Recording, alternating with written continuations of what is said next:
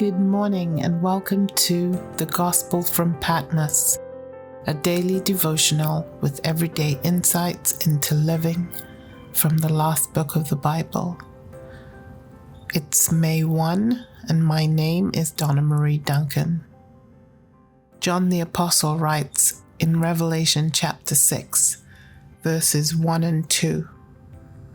And I saw when the Lamb opened the first of the 7 seals, and I heard one of the 4 living creatures saying with a voice like thunder, "Come."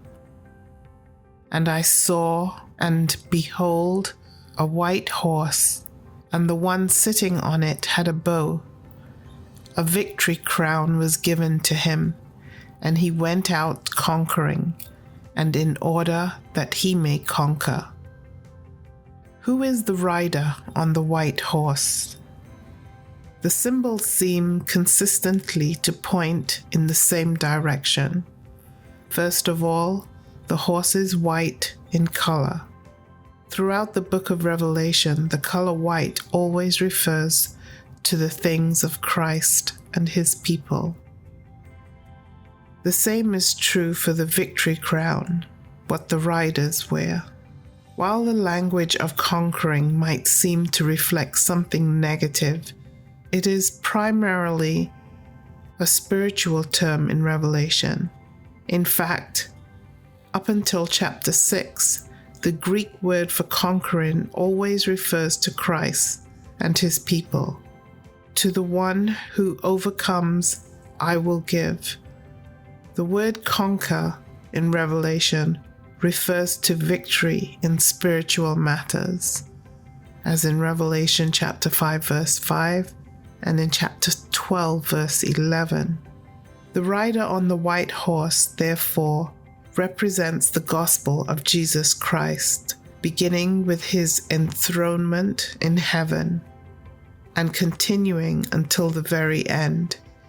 Passing on that gospel is now the major activity of God's people on earth.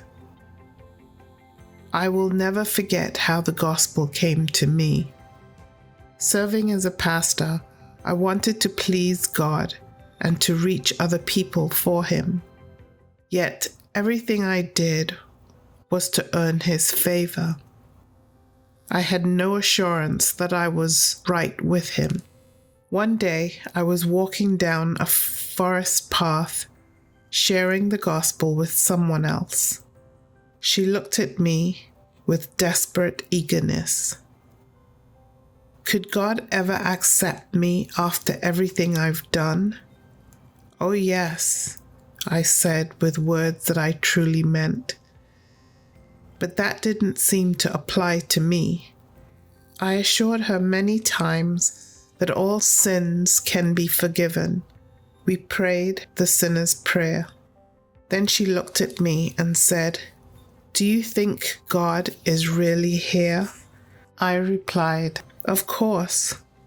Just then, lightning flashed, thunder rolled, and a huge downpour soaked us to the skin. She looked at me with shining eyes. I'm being baptized again. And I could see that the gospel had truly struck home for her. But when I saw the power of the gospel in her eyes, God touched me with a sense of my own acceptance with him as well. They say that lightning never strikes twice in the same place, but the gospel struck twice that day. Dear Lord, I need to know that I am right with you. Touch my heart with anything that needs to be made right, anything that I need to understand. I want to be clean in your eyes. Amen.